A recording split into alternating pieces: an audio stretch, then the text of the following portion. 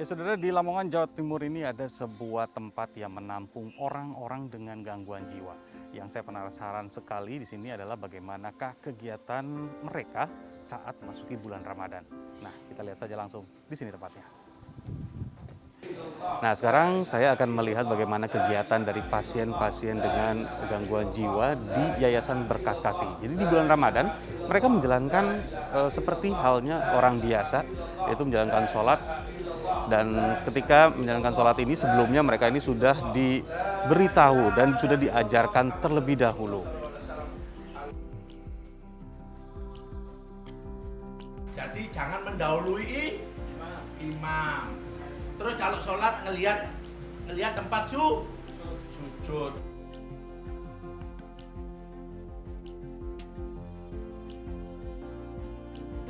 Jadi tadi sudah menjalankan sholat berjamaah. Kemudian pemilik dari yayasan ini, Pak Purnomo, langsung mengajak mereka untuk mengaji. Ha, ya. Yang keras, ho. Ini sa, ya. Jika dilihat secara sepintas, ternyata dalam mengajari para pasien ini membutuhkan treatment khusus. Nah, saya ingin tahu sebenarnya treatment yang harus dilakukan agar pasien-pasien ini bisa mengerti itu seperti apa. Saya langsung mau ke sana aja. Ya, mundur. Ayo Bang Asep. Ayo Bang Asep, yang keras. Jadi rata-rata semuanya bisa ngaji. Namun perlu diingatkan saja. Karena kan dulunya kan mesti hafal nih huruf hijaiyah. Iya. Jadi kita pelan-pelan. Ya, jadi kebanyakan ada juga yang pasien itu dia bisa ngaji kalau betul-betul harus didampingi, betul-betul. Dia merasa nyaman dulu. Kalau sudah merasa nyaman dia mau ngaji. Dan harus ada dikasih hadiah juga. Benar Hadiah ya? Tanya, sering nggak saya ngasih hadiah? Sering. Nah, Dapat jadi hadiah apa berarti nih? ngaji, kalau dapat hadiah Apa? Makanan. Oh, dapat makanan.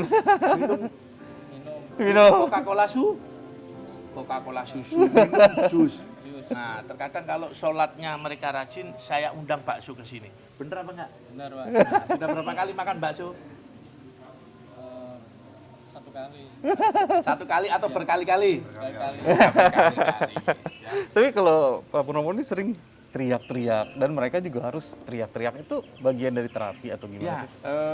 jadi sengaja memang saya suruh teriak itu bukan dalam hal ngaji. Misalkan saya panggil namanya, harus teriak. Tujuannya apa? Biar, mohon maaf kalau saya salah ya. Yeah. Jadi kalau dia teriak itu merangsang. Jadi selama ini kan mungkin mereka cuma tidur segala macam. Jadi kalau saya panggil namanya dia harus teriak. Siapa? Gitu. Ya kan? Mardiansyah gitu. Benar. Mardiansyah. Siapa? Nah, awal mulanya dia nggak ngerti. Nah, namun setelah di sini dia harus bisa, dia harus ngerti. Dan saya tambahin, Mardiansyah sehat. Bener nggak? Benar. Alhamdulillah.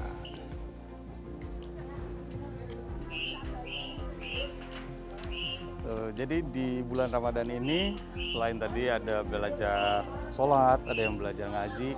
Nah, mereka juga berbagi kepada orang-orang yang berpuasa. Jadi rencananya mereka akan membagikan minum kepada kendaraan-kendaraan yang lewat. Kita lihat kegiatannya. Pak, ayo Pak, ini silakan Pak. Nanti sore Pak ya.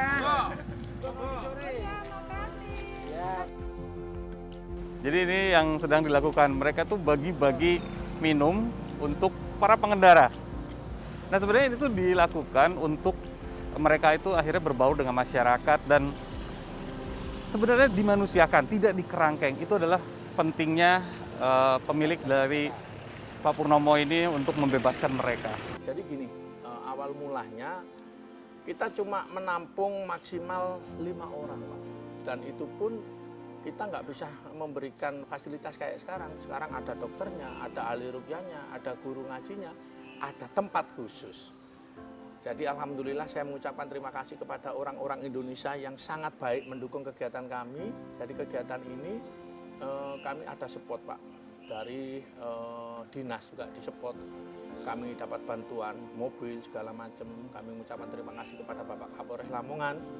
Kami juga mengucapkan terima kasih kepada warga Indonesia yang tidak bisa saya sebutkan satu persatu karena banyak sekali Pak. Dan kami juga ada channel YouTube Pak, khusus channel YouTube kami namain Purnomo Belajar Baik. Dari AdSense itulah kita pakai untuk sedekah, gitu Pak. Karena kalau enggak pakai gitu, wah pengeluarannya lumayan besar Pak. Ya, untuk obatnya, untuk makannya, untuk dokternya lumayan besar. Jadi selama ini untuk biaya dari perawatan pasien-pasiennya itu dari YouTube. Ya, jadi mungkin bisa saya jelaskan sedikit. Di sini ada juga pasien yang sengaja dititipkan, Pak. Sengaja juga ada pasien yang dititipkan, mereka berbayar juga. Namun kita tidak serta-merta menerima semuanya. Jadi kita jangan sampai ada anggapan bahwasannya semua pasien yang di sini berbayar. Enggak. Dari hasil YouTube itu kita sisihkan. Terus dari pasien-pasien yang sengaja kepingin menitipkan ke kami, itu pun kami sampaikan bahwasannya kalau memang nanti ada kelebihan, mau nggak kita subsidi silang. Jadi alhamdulillah di sini ada kurang lebih 21 pasien dari 57 pasien yang kita gratiskan karena mereka benar-benar orang yang nggak mampu. Nah, Dan itu dari jalan juga. ya, dari ada yang kita temukan di jalan, ada juga yang viral di medsos, sampai kemarin ada yang di Bojonegoro, ada yang di Jember, ada yang di Malang, yang sampai ketemu keluarganya, namun keluarganya yang menolak. Jadi kita tampung di sini, Pak. Kita tampung, dan nanti kalau sudah sehat, kita tawarkan mereka. Boleh mengabdi di sini juga boleh kembali ke kampung, namun kita akan bekali mereka. Jadi kemarin alhamdulillah sudah ada 5 pasien kami yang sudah sehat, yang pulang ke kampung, bukan pulang ke keluarganya karena mereka sudah nggak ada keluarga. Atau mungkin mereka sudah nggak tahu keluarganya di mana, jadi kita kembalikan ke asalnya mereka, kita kasih modal usaha, insya Allah kami kemarin sempat kita berikan per satu orang itu 5 juta. Namun itu berupa modal usaha, kita kasih gerobak plus isinya, dan sebelumnya kita ajarin dulu. Oh, Iya. berarti bukan hanya sekedar sehat ya keluar dari Iya, sini ya, iya. tapi ada juga untuk biaya hidup mereka. Iya. Gimana mereka bisa bertahan? Betul, jadi enggak misalkan sehat terus kita lepas, enggak. Gitu ya. Jadi alhamdulillah sih dengan adanya konten kami juga banyak adsense yang kita dapat, juga bantuan dari donatur juga, dari instansi saya pihak polisi juga sangat luar biasa membantu terus kegiatan kami. Bapak sebagai polisi, tapi tiba-tiba biasanya merawat psikiater ya Pak? Ya. Nah itu gimana pertamanya bisa dapat ilmu untuk merawat mereka? Jadi gini Pak, kalau orang dengan gangguan jiwa pertama kali memang ngamuk, ya. Iya. Itu yang pertama kali saya temukan. Namun kenapa saya coba mendekati mereka dengan sebotol air minum dan sebungkus nasi? Ternyata mereka mau mendekat sama saya, mereka mau berinteraksi, dan ilmu itu yang selalu saya gunakan sampai sekarang. Terkadang ini tadi ada pasien yang tidak puasa karena sakit, saya sendiri yang suapin, saya sendiri yang mandikan. Jadi mereka merasa saudara sama kayak saya. Jadi mereka nggak akan marah, bener-bener nggak akan marah asalkan kita perlakukan mereka dengan bener-bener sebagai manusia biasa. Jadi mungkin ada di luaran sana orang dengan gangguan jiwa harus dipasung, dan yang masuk itu keluarganya sendiri. Secara tidak langsung akan menambah beban. Nggak bakalan sembuh, kalau parah iya. Dan alhamdulillah di sini kita lihat semuanya bahwasanya di sini pasien tidak ada yang kami pasung, semuanya kami lepas. Kami perlakukan semuanya kayak saudara, makan pun sama apa yang saya makan. Nah, alhamdulillah semuanya turun. Iya, saya pun merasa nyaman-nyaman aja di sini. Nah, akhirnya tadi takut masuknya, Iya. tapi sekarang enggak, karena memang benar-benar apa yang ada di sini, ya apa yang saya alami, yang mereka alami sama.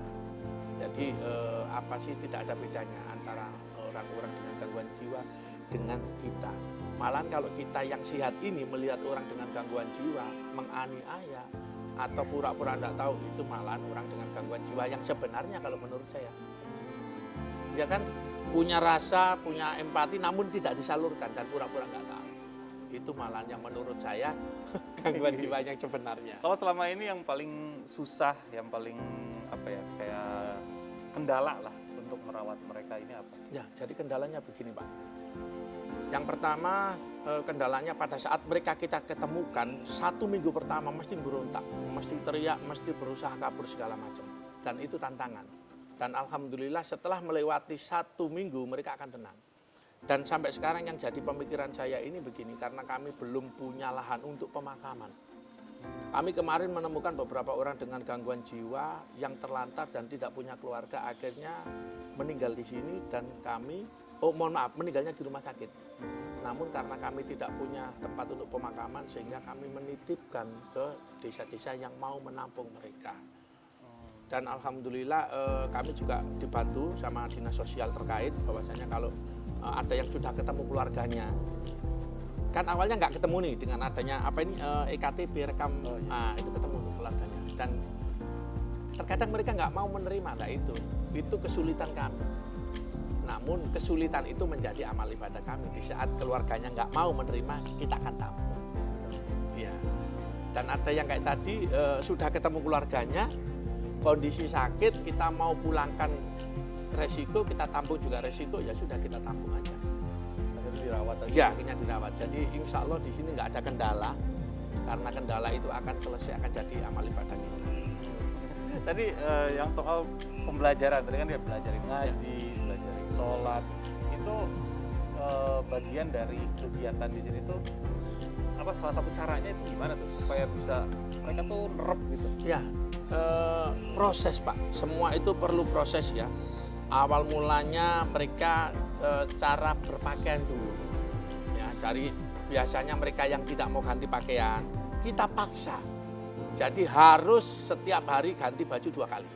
Mandi minimal 2 hari, sehari 2 kali. Dan itu betul-betul kita laksanakan. Kalau mau sholat, sebelum saya pimpin, saya ajarin dulu. Nanti rukuknya tidak boleh mendahului imam.